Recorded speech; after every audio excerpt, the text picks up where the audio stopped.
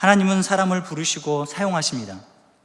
하나님은 세상의 많은 사람들 가운데 특별히 하나님을 따르고 하나님을 의지하는 사람을 사용하십니다.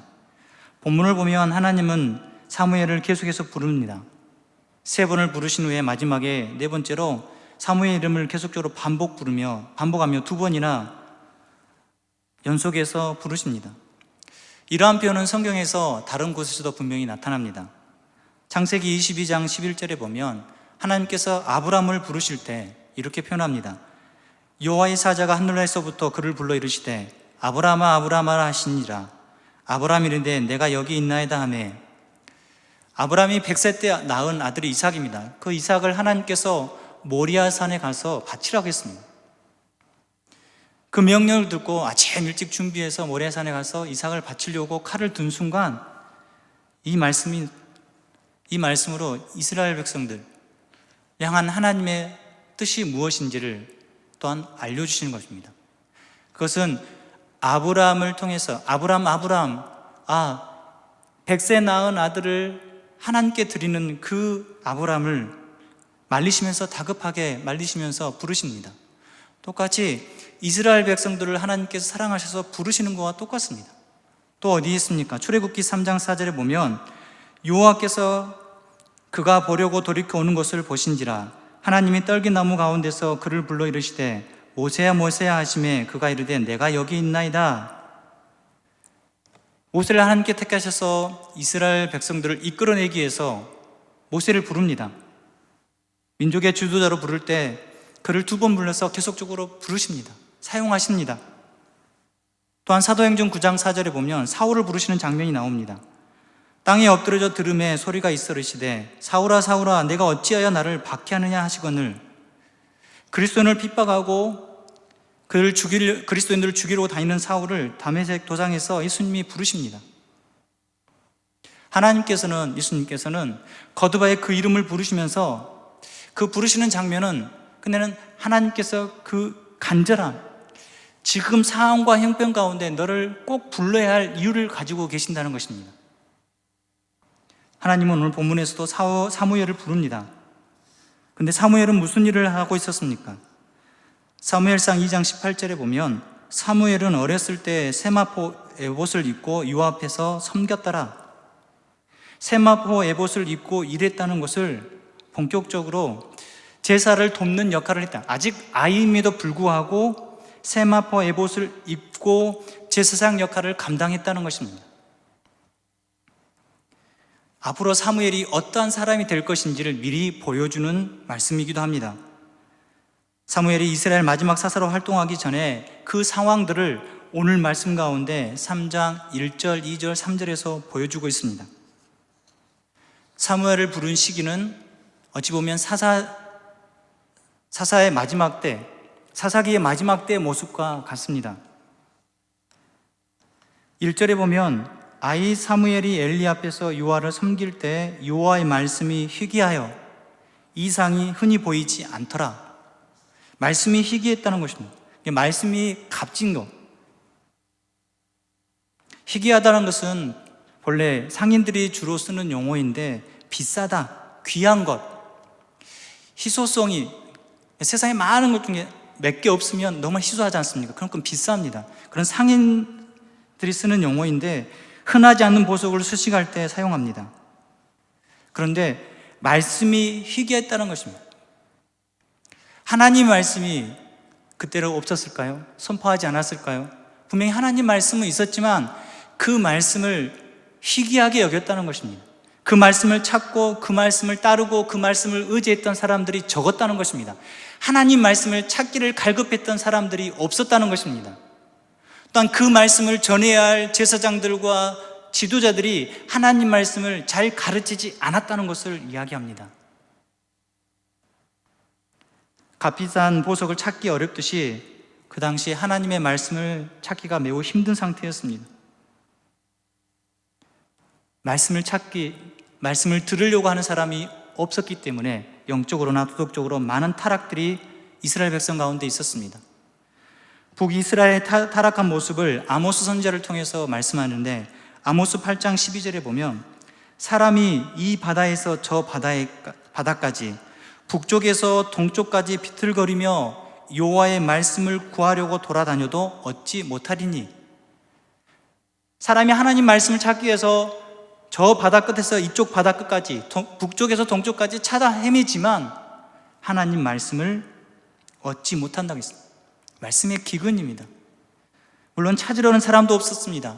북이스라엘 백성들이 강대해지고 잘 사는 것처럼 보이지만, 재정적으로 좋아 보이지만, 그러나 그들은 하나님 말씀을 떠났습니다. 하나님을 떠났습니다. 하나님을 따르지 않았습니다.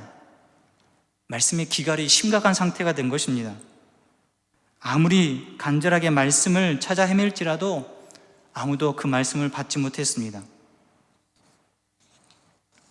그 이스라엘 백성들은 정치적으로는 참 왕이신 하나님을 버렸습니다. 참 하나님을 버리고 인간 왕을 구했습니다. 인간 왕이 우리를 잘해줄 것이다. 우리를 통치해서 다른 나라를 다른 나라와 비교해서 잘 싸워줄 것이다.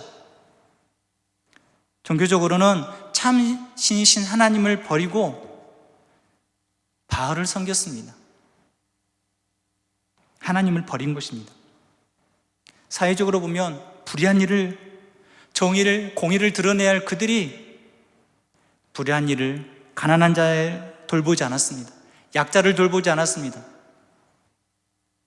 자신의 배만 채우고 자신의 만족만을 위해서 살아갔던 자들이 되어버렸습니다. 하나님이 만든 것에 절하고 생명이 없는 것에 쫓아가고, 그들의 모습은 영적인 밑바닥 상태입니다. 성한 곳이 하나도 없는 몸과 마음이 다 아픈 상태입니다. 이러한 것을 고칠 수 있는 것은 여호와께 돌아가는 것입니다. 호세아 선지자는 분명히 말합니다. 여호와께 돌아와라. 하나님 너를 찢으셨지만 너를 낫게 하실 것이고, 너를 치셨지만 너를 다시 싸매어 주실 것이라고 호세아 선지자를 통해서 말씀하시지. 하나님께 돌아오는 길밖에 없습니다. 다른 길은 없습니다. 하나님께 가까이 하고 하나님께 매달리는 것이 복입니다. 시편에서는 하나님께 가까이 하는 게 복이라고 말씀합니다. 하나님께 가까이 하는 게 피난처가 된다고 말씀합니다. 하나님께 가까이 와야 할 때 그 하나님의 손이 붙들어 주신다고 말씀하고 있습니다. 그 시편 저자의 고백이 우리의 고백이 되시길 축원합니다. 하나님 말씀을 가까이 하는 자만이 하나님의 인도함을 받을 수 있다는 것입니다. 말씀이 희귀해, 그 많은 말씀을 우리 가운데 늘 있지만 바른 말씀을 쫓아서 찾아가고자 하는 그 마음들이 이 시대는 점점 사그러지고 있습니다. 나의 말씀에 대한 생각은 어떤 것인지 우리는 점검해야 할 것입니다. 두 번째로 보면 이상이 흔히 보이지 않았더라. 이상이 흔히 보이지 않았다. 말씀이 희귀할 뿐만 아니라 이상도 보이지 않는 그 절망의 상태를 1절에서 다 보여주고 있습니다. 여기서 이상이라는 것은 하나님께서 장래일이나 또한 예언적인 환상을 통해서 하나님이 주신 신적 계시를 말합니다. 계시를 말합니다. 하나님이 어떻게 이루실 것이다. 너희를 어떻게 하실 것이다. 흔히 보이지 않았다. 흔히 보이지 않았더라. 아무것도 없다는 것입니다. 네, 여기서 흔히 보이다는 뜻이, 보이다는 것이 집에서 보면 접시를 닦다가 깨트리면 그 접시가 바삭 깨지면서 온 사방으로 다 퍼지지 않습니까? 이렇게 하나님 말씀이 늘 퍼져 있는데도 보이지 않았다는 것입니다. 세상 곳곳에 하나님이 임재하고 계시고 그 말씀이 곳곳에도 있음에도 불구하고 근데 그 말씀이 보이지 않았다는 것입니다.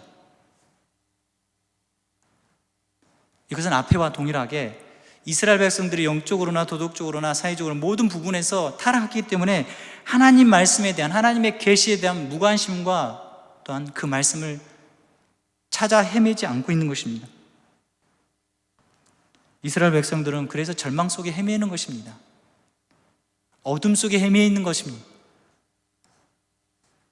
하나님께서 이스라엘 백성들에게 우리에게 주셨음에도 불구하고 그것이 없다. 많은 곳에 있고 많은 곳에서 하나님께서는 우리를 통하여 일하시고 싶으셔서 찾으시는데 죄악이 관용해서 그 말씀이 바위 겉에 숨겨진 것처럼 우리는 찾지 않고 있다는 것입니다.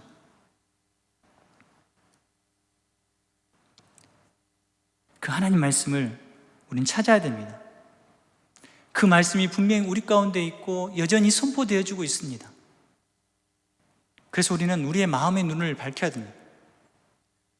바울은 에베소서 1장 18절에 보면 너희 마음의 눈을 밝히사 그의 부르심의 소망이 무엇이며 성도 안에서 그 기업의 영광의 풍성함이 무엇이며 너의 마음의 눈을 밝혀라. 에베소 교회 처음에 성도들은 그 마음의 눈이 어두웠습니다. 어둠에 거했습니다. 그러나 구원받은 너희들은 이제는 성령의 인도하심을 따라 말씀을 깨닫고 말씀을 이해하고 말씀을 알게 되었으니 바울이 기도한 것처럼 주님의 부르심의 소망이 무엇인지 위해서 기도해라. 또한 성도 안에서 그 기업의 영광이 풍성함이 무엇인지 위해서 기도해라. 기도하면 하나님께서 알게 하시고 깨닫게 하실 것이다. 왜냐하면 마음의 눈을 밝혀주셨기 때문에 성령께서 도와주신다는 것입니다.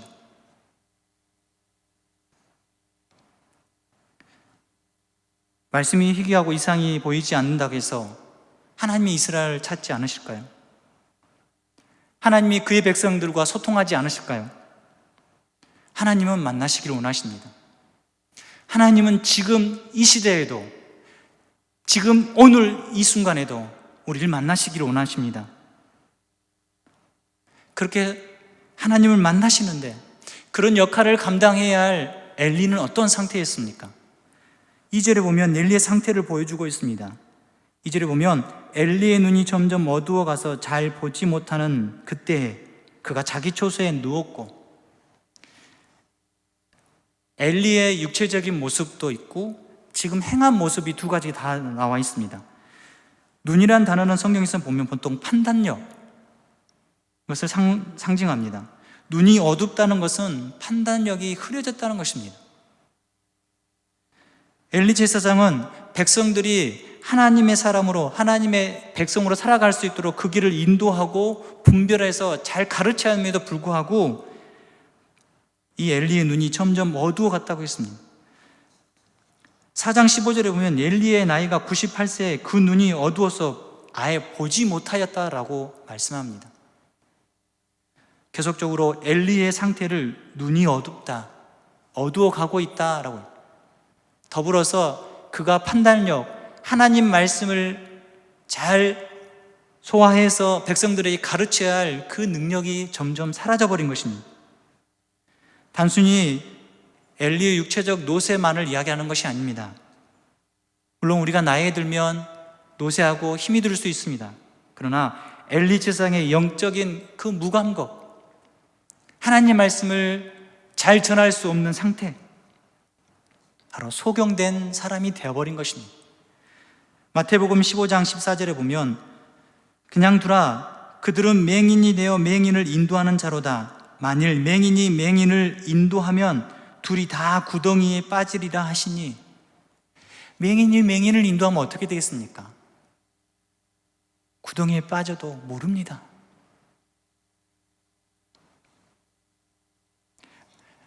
맹인이 교회에 오면, 인도해 보면 알 수 있습니다.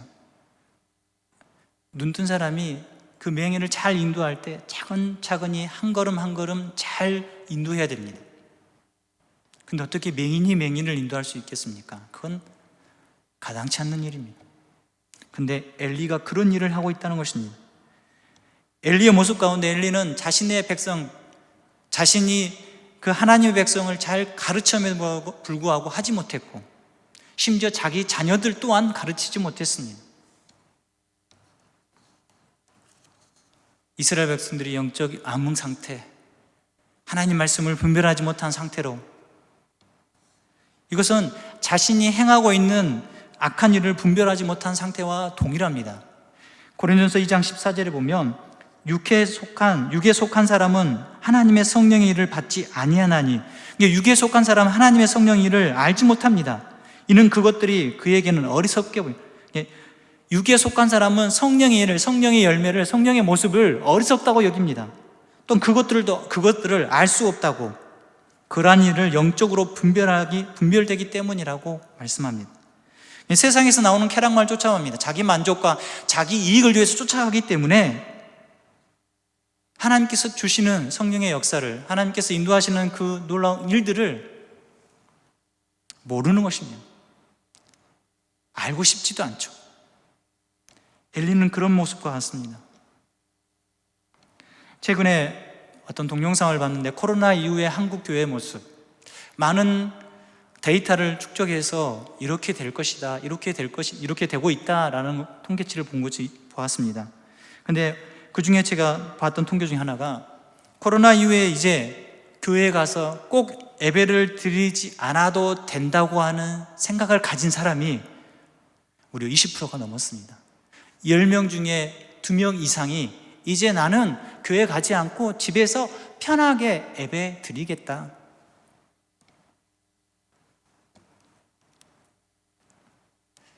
자기 만족이죠.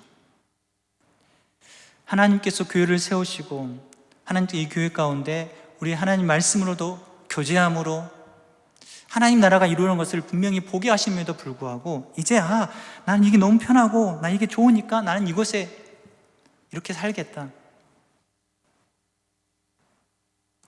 하나님께서 택하신 백성은 하나님 백성답게 살아야 됩니다. 하나님 백성답게 사는 것은 하나님 말씀을 가까이 하고 하나님의 공동체인 교회에 나와서 함께 교제하며 찬양하며 하나님을 예배하는 것입니다.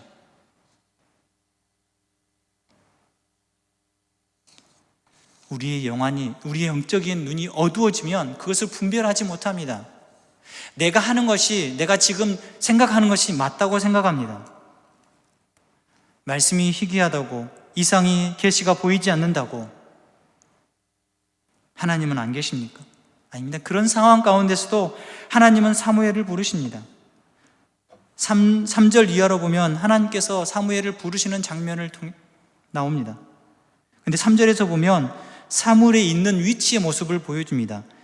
하나님의 등불은 3절에 보면 하나님의 등불은 아직 꺼지지 아니하였으니 사무엘은 하나님의 궤에 있는 여호와의 전 안에 누웠더니, 앞에 2절에 보면 엘리는 자기 처소에 누워 있습니다. 물론 성전 옆에 보면 제사장들이 쉴 수 있는 공간, 집이 처소가 있습니다. 멀지 않습니다. 그러나 엘리는 자기 처소로 돌아갔지만 사무엘은 하나님의 궤에 있는 여호와의 전, 그곳에서 자신의 역할을 충실히 감당하고 있습니다.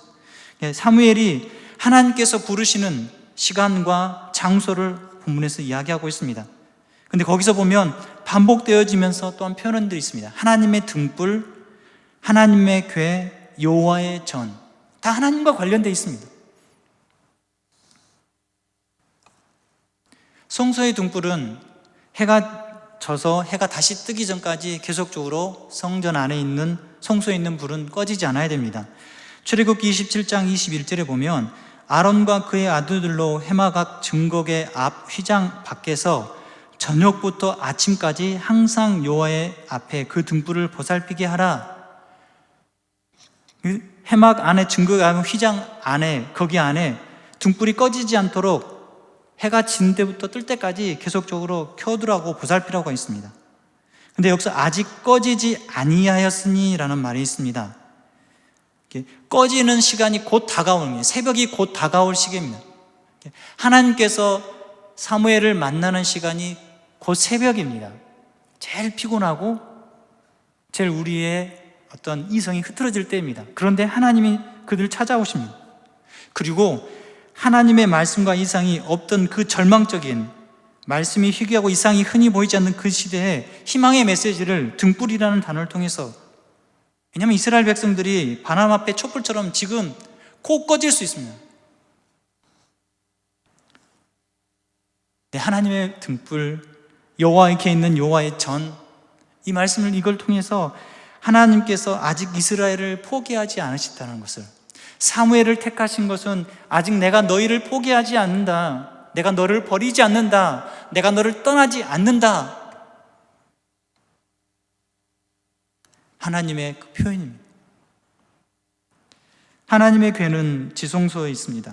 지성소는 대제사장이 1년에 한 번 대속죄일만 들어갈 수 있는 곳입니다. 물론 사무엘이 여기서 그 지성소에 자고 있다는 말이 아닙니다. 본문에서 계속적으로 하나님의 등불, 하나님의 궤, 여호와의 전이라는 것은 이 사무엘이 하나님과의 어떤 관계, 하나님을 향한 마음, 하나님께서 그를 부르시는 곳에서의 사무엘의 모습을 보게 하는 것입니다. 하나님의 임재의 상징인 언약궤가 있는 그 장소에서 사무엘이 하나님 말씀을, 하나님의 뜻을, 하나님의 인도하심을 늘 쫓아 맡겨진 그 일을 잘 충성히 하고 있다는 것을 보여주는 것입니다. 우리는 하나님 말씀을 잘 따라 행하고 있습니까? 하나님 말씀을 가까이 하고 있습니까? 아니면 시대가 이러니까 코로나 시대인데 하면서 우리는 멈춰 있습니까? 우리는 여전히 하나님을 가까이 하고 하나님을 바라보고 하나님 앞에 엎드려야 되는 거예요. 하나님은 하나님을 가까이 하는 자를 통하여 회복하실 것입니다. 하나님은 우리에게 주신 하나님 말씀을 가까이 할 때 하나님 뜻을 알 수 있습니다. 하나님 말씀을 묵상하고 용구한 것이 좋다고 말씀하는 어떤 분을 말을 들었습니다. 얼마나 귀하고 좋은지요. 하나님 말씀을 가까이 하고 하나님 말씀을 주신 것에 대해서 기뻐한다. 우리 믿는 자들의 모습인 것 같습니다. 그 말을 듣고 제 자신이 부끄러웠습니다. 나는 얼마나 하나님 말씀을 잘 연구하고 또한 말씀을 보고 있는지. 하나님은 자신의 음성을 들려주실 때도 있지만 일반적으로 하나님 말씀을 통해서 우리에게 가르쳐 주십니다. 그래서 우리가 주일, 수요일 또 말씀 가운데 늘 집중하는 것입니다. 주께서 나에게 무엇라 말씀하시고 하나님께서 나를 어떻게 또 사용하실 것인가에 대한 그 기대함을 가지고 그 말씀을 앞에 나아가는 것입니다.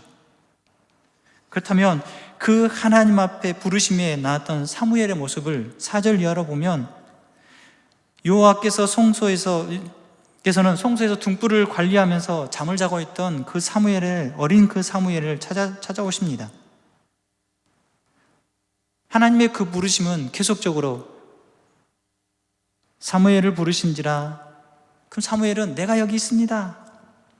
3번이나 계속적으로 반복되고 마지막 4번에서는 이름을 2번 불러가면서 사무엘을 찾아오십니다. 사무엘은 여호와께서 부르시지만 아직 알지 못한다고, 제사장이 부른 줄 알고, 7절에 보면 사무엘이 아직 여호와를 알지 못하고 여호와의 말씀도 아직 그에게 나타난지 아니한 때라, 아직 그것을 캐치하지 못하고 하나님의 음성을 듣지 못했기 때문에 엘리 제사장이 계속 찾아갑니다. 3번이나 찾아갔을 때 엘리 제사장은 하나님 말씀을 직감하면서 9절 말씀을 보면 이렇게 가르쳐 줍니다. 엘리가 사무엘에게 이르되 가서 누웠다가 그가 너를 부르시거든 내가 말하기를 여호와여 말씀하옵소서 주의 종이 듣겠나이다 하라 하니 이에 사무엘이 가서 자기 처소에 누우니라. 사무엘이 돌려보낼 때 엘리의 말은 이전과 다름이 없습니다. 거의 비슷합니다. 그런데 5절, 6절에 보면 똑같은 말을 하는데 다시 누우라. 6절에 보면 그가 대답하되 내 아들아 내가 부르지 아니하였으니 다시 누우라. 가서 다시 누워 자라. 가서 누워서 자라. 이 말입니다. 왜 날 귀찮게 하느냐. 나 너 부르지 않았어. 그러니까 가서 누워 자고 있어. 자라고. 그런데 9절에서 분명히 말합니다. 이에 사무엘이 가서 처소에 누우니라. 이 단어는 하나님의 음성을 듣기 위해서 기다리라는 것입니다. 기대하라는 것입니다. 하나님께서 너에게 말씀하실 때 너가 그 음성을 듣기 위해서 너는 이제 푹 자는 게 아니라 깨어서 기다리라는 것입니다. 3번이나 하나님은 사무엘을 부르십니다. 왜 하나님은 계속 사무엘을 부르시는 것입니까? 3번이나 부름에도 불구하고 사무엘은 제대로 반응하지 못했습니다. 여호와께서 사무엘을 부르신지라 계속적으로 반복적으로 4절, 6절, 8절 말합니다. 하나님은 포기하지 않으십니다. 여기서 보면 어찌 보면 사무엘이 꼭 주인공처럼 보이지만 아닙니다. 사무엘이 아니라 바로 하나님입니다. 하나님이 사무엘을 부르시는 겁니다. 악하고 말씀이 희귀하고 이상이 없는 영적인 그 암흑 상태에 있는 그 이스라엘 백성들 중에 하나님께서 자신의 구원 자신의 하나님의 뜻을 알리기 위해서 사무엘을 부르십니다. 열심히 이스라엘을 향해서 부르십니다. 사무엘아 사무엘하고 부르는 것은 이스라엘아 이스라엘아 라고 부르는 거 똑같습니다. 당신의 음성을 듣고 의지할 백성을 찾고 계십니다. 하나님의 계시가 없다고 하나님 말씀이 사라진 것이 아닙니다. 하나님께서는 끊임없이 이스라엘 백성들을 찾고 계십니다. 여전히 지금도 우리를 찾고 계십니다. 아무리 어려운 시대에도 말씀이 희귀해지고 이상이 보이지 않는 시대야 할지라도 하나님께서 말씀하신 것에 대한 바른 반응이 없는 시기라도 하나님은 우리를 향한 그 이스라엘 백성을 향한 그 부르심은, 그 은혜는, 그 구원하심은 쉬지 않으시는 것입니다. 그 엘리가 가르친 대로 하나님께서 이 사무엘에게 찾아오십니다. 보면 10절에 보면 여호와께서 임하여 서서 전과 같이, 그런데 여호와께서 사무엘을 부르시는 그 앞의 모습과 다릅니다. 10절에 보면 여호와께서 임하여 서서, 하나님께서 사무엘 앞에 오셔서 서서 그 앞에서 부르십니다. 직접 부르시는 것입니다. 여기서는 앞에서는 사무엘을 부르신지라 라는 표현을 썼다면, 간접적인 표현을 썼다면 10절에서는 직접적인 표현을 씁니다. 앞에 서서 전과 같이 사무엘아 사무엘아.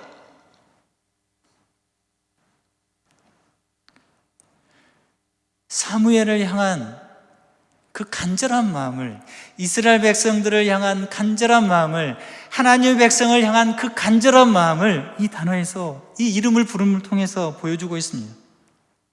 하나님께서 친히 찾아오셔서 그 사무엘 앞에 서서 임하셔서, 우리 앞에 찾아오셔서 지금 내 앞에 임하셔서 서서 나에게 말씀합니다.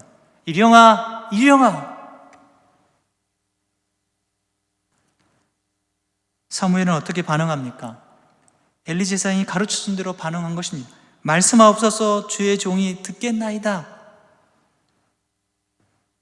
9절과 10절에서 똑같이 반복되어집니다. 말씀하옵소서. 주의 종이 듣겠다는 표현이, 듣다와 종이란 단어가 서로 의미가 같아집니다.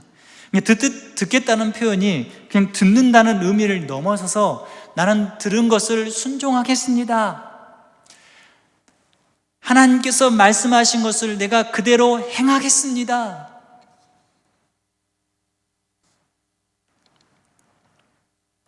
나는 듣고 그것을 순종하도록 하겠습니다 라는 다짐이 들어있습니다. 하나님의 종으로서 하나님께 순종한다는 것입니다. 하나님의 말씀을 귀를 기울이겠다는 것입니다. 하나님의 말씀을 따르겠다는 것입니다.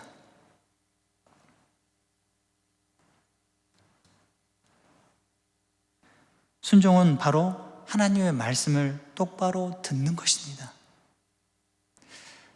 순종이 제사보다 낫다는 말씀이 있습니다. 아무리 많은 제사를 드리고 많은 헌금을 드리고 아무리 많은 것들을 내가 교회 가운데 많은 사역을 돕는다 할지라도 우리 마음 가운데 바른 하나님에 대한 순종이 없다면 그것은 바른 하나님의 사람이 될 수 없습니다.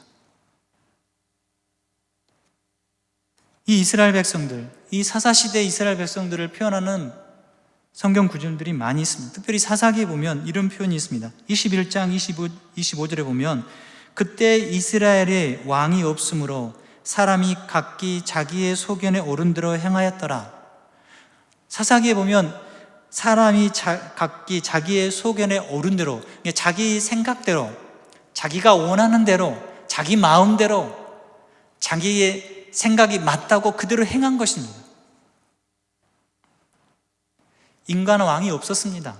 그러나 하나님께서는 이스라엘 백성들에게 사사를 통해서 하나님의 뜻을 전달케 하셨고 승리케 하게 하셨고 또한 이끄심을 보여주셨습니다. 그럼에도 불구하고 그들은 인간 왕을 원했습니다. 다른 나라의 왕을 보니까 너무 멋져 보입니다. 그 나라 왕들은 전쟁도 잘할 것처럼 보입니다. 그래서 우리도 인간 왕이 필요하다. 참 왕은 누구십니까? 바로 하나님입니다. 인간의 왕을 요구하는 것 자체가 바로 하나님을 인정하지 않는 것입니다. 자기 옳은 소견대로 산다는 것은 하나님의 말씀을 물론 인간 왕은 없지만 이스라엘 백성들에게 준 하나님의 말씀이 십계명이 있었습니다.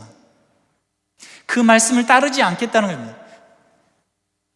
하나님 말씀을 내버려 두고 내가 생각한 대로, 내가 옳은 대로, 내가 마음 먹은 대로 살겠다는 것입니다. 자기 마음대로 주인을 바꾸면서 살겠다는 것입니다. 내가 주인인 것처럼, 내가 주인공인 것처럼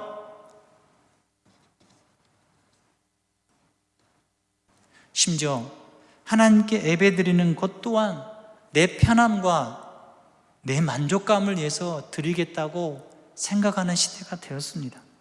그게 어떻게 예배를 드리는 것입니까? 그게 어떻게 하나님을 진정으로 예배하는 것입니까? 어떻게 그것이 하나님 말씀을 듣는 것이겠습니까? 사무엘은 하나님 부르셨을 때 주여 말씀하옵소서 내가 듣겠나이다. 주여 말씀하옵소서 내가 순종하겠습니다. 주여 말씀하신 대로 내가 그렇게 살아가겠습니다. 그런 다짐이 우리 가운데 있어야 되는데, 그러나 세상은 그렇게 요구하지 않습니다. 좀 더 편하고, 좀 더 개인주의적이고, 좀 더 내가 원하는, 내가 옷을 맞춰 입는 것처럼 이곳 저곳을 돌아다니면서 내 마음을 흡족해 하는 그런 설교를 듣고 예배를 드린다고 그것을 쫓아가는 시대가 되었습니다. 그렇지만 하나님은 그리스도의 핏값으로 세우신 교회를 통해서 말씀하십니다. 그리고 하나님은 지금 애타게 그런 사람을 찾고 계십니다. 부르시고 있다는 것을 우리는 알아야 됩니다. 우리를 찾고 있습니다. 너 지금 무엇 하느냐? 너 지금 어떤 상태에 있느냐? 코로나 사태는 어렵습니다. 사회적으로 특별히 우리 교회 가운데 많은 어려움이 있습니다. 지금 상황이 어렵냐? 힘드냐? 그런데 너는 지금 무엇에 집중하느냐? 사방이 맞춰서 그 어두운 터널 안에 있느냐? 너가 지금? 근데 그 터널도 지나게 하시고 이 또한 지나가게 하시는 그 하나님을 너는 기억하고 있느냐? 너는 하나님께 돌아가고 있느냐? 여러분, 하나님 말씀대로 살아봐야만이 말씀으로 고난을 이길 수 있는 것입니다.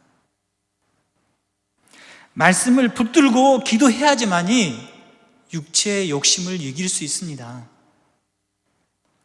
들은 말씀을 가지고 순종의 삶으로 걸음걸음 걸어야지 하나님을 만날 수 있습니다. 우리의 앞으로의 상황 또 어떻게 될지 모릅니다. 아시는 분 있습니까? 없습니다. 그러나 분명한 것은 하나님은 여전히 우리를 찾고 계시고 부르시고 있다는 것입니다. 그 하나님은 우리를 포기하지 않으십니다. 그 하나님 지금도 우리 앞에 서서 누구야? 하나님 말씀, 그 말씀을 우리가 듣기에 사모함으로 늘 나아가시길 바랍니다. 하나님을 찾는 그 이들에게 말씀하신 하나님을 만나시길 바랍니다. 나의 말과 다짐은 다른 것이 없습니다. 말씀하옵소서 주의 종이 듣겠나이다. 말씀하옵소서 내가 그 말씀대로 오늘도 살아가겠습니다. 내일도 살아가겠습니다. 실패하고 넘어질지라도 여전히 나에게 손을 내미시는 그 하나님을 바라보겠습니다. 나를 버리지 마시고 나를 떠나지 마시옵소서. 나는 지금의 환경보다 그 모든 것을 뛰어넘는 하나님께 집중해야 할 시기입니다. 그런 시기를 살아갈 때 그렇게 고백하시는 귀한 하나님의 사람 되시길 축원합니다.